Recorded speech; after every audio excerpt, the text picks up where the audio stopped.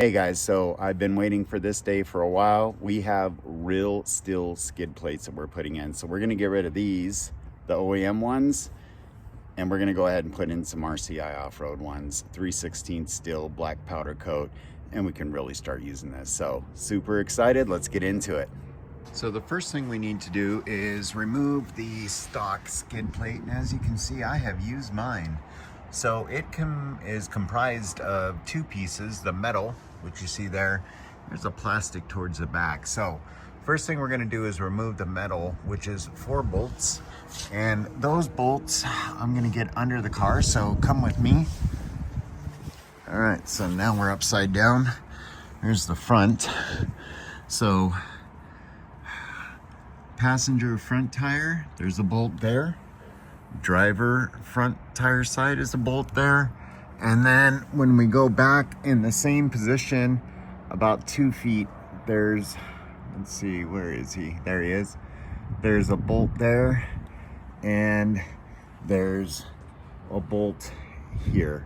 Now, what you're gonna see when you're underneath, and again, this is towards the tail end. See that bolt in there? That's for the plastic piece. So ours are actually gonna be this rear one and that rear one. So we're gonna get those 4 done. Looks like about a 12mm bolt. So let's get that off and take a look-see. All right, so there's the OEM one. As you can see, it's, you know, about equivalent to an aluminum can. It's obviously better than that, but I was super light on this, chose my lines very carefully, but it is a total of 4 bolts. So it's actually these two, 1, 2, and it's actually these two. I thought it was these on the outside. It's not. Those are for the plastic ones. So it's these two in the middle, and then these two up at the front. Now we got that done, which leaves us with that plastic piece right there. So we undid the 2 bolts that I showed you. Those are the ones that go in here. So we undid that, and it looks like there's 2 more bolts to the back that we're gonna go ahead and undo. These are 12mm, so go ahead and get that undone. Drop that plastic piece out, and then we'll get into the RCI stuff, huh? All right, we got the plastic piece out. So a couple of things here for everybody. One, that's what we're replacing. So you have black bolts on the underside, 12mm, about midway, go on the back. That's your bolt points for this plastic piece. And then we showed you earlier the 2 that are in between these holes, and that removes this. What you need to do first, though, is remove this metal piece, which is 2 bolts here and here at the front of the bumper, and then also here and here midway. So the oblong holes, that'll get the metal off, and then if you unzip those and these 2, you're good to go there too. So that's your stock assembly removed. Retain your hardware just in case, always. Okay, so right out of the gate, we need to take our skid and flip it over so it's in that orientation. Then we need to grab this box, which is LC24 engine hardware kit, and inside that is your hardware and your bracket, and that's really what we're gonna need. So if you take a look, I've already separated out my hardware. So you have some carriage bolts with some square heads. We're gonna do that here in a minute. That's very important. Then you can see I laid it out: washer, lock washer, and nut. These are standalone, and I put them off to the side. So these are 6 bolts. They do not have the square. I imagine this is going to be going into the factory locations to secure this guy to that guy. But in the meantime, if you look, I'm missing a bolt, obviously. It's because I already put it in. So let's go ahead and grab one of these guys. Let's see if I can grab another. So starting here, we need to secure this plate. And here you can see, again, we got it flipped upside down. There's the plate. You want it, if you're looking from the rear, like I am, you want that LC250 to read properly, or you want it to point up to the front and then to the passenger side. So here we have our bolt that we fed through. So harden washer, or the gold washer first, split or lock washer next. It's got the little notch. and then our bolt. And we're just gonna hand tighten this. We are not going to crank down.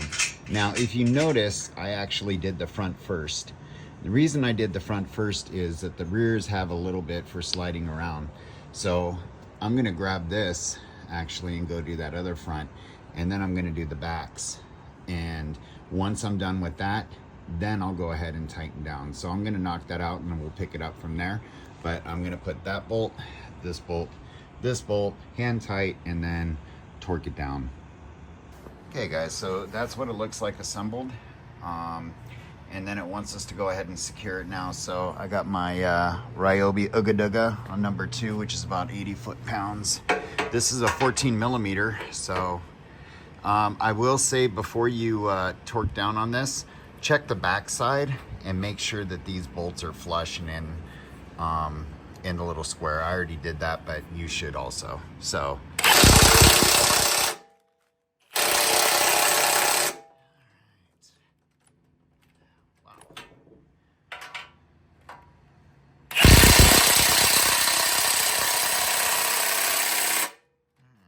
so you guys get the idea. Do the same with those two, and then we'll go to the next step. This is pretty straightforward, so shouldn't be here long. Well, believe it or not, we're already at the install part. So we have our 6 M8 bolts, and for the record, just so you can get this prepared in advance, those are 1/2 inch is what's going to work. So we're not going to be reusing the OEM factory bolts. We're going to use the ones that they provided. There's our skid plate, and there's 6 spots. So our 6 spots are 1, 2, 3, 4 for the bracket we just did, and 5, 6. And as it relates to the vehicle, then I'm going to take you guys and we're going to crawl all the way to the end. So your very front ones, and again, we're upside down now looking at the vehicle. So your very front ones are going to be here. So 1 second one in right there. And here's the driver's side, 1 second one in right there. Your next ones, again, we're upside down and backwards. Your next ones are actually going to go right here. So this cross member right here, there's some holes. So if you look, there's kind of a center brace, and if you go 1, 2 over and 1 up, that's the one we're going after. Excuse me, hold on. Yeah, so hold on. There's the driver's side directly in front of it, and then there's the passenger side and directly in front of it. And then lastly, again, upside down, is right there, right at the end. Those 2 you can see kind of circular. So right there and right there. So we're gonna do 2 in the back, 2 in the front, 2 in the middle. And whoa, that's gotta be dizzying, huh guys? So we're gonna get them set up. Fun times. If you got an extra hand, now's a great time to grab it. Okay, so it's in. Now we need to tighten the bolts. So this is what I'm gonna say overall.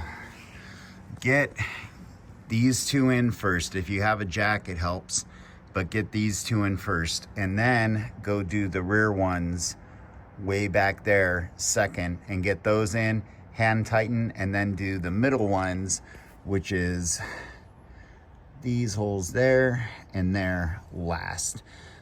Do not tighten anything down except by hand, and make sure, especially on these bolts, that you have a really good bite on the thread and that everything is smooth. These will cross thread and strip out super quick, and once that happens, you're either retapping or you're looking for alternatives. So there we go, there's the RCI skid. That's just the engine one. I'm waiting for the transmission to still come in, but nice, clean, rock and roll.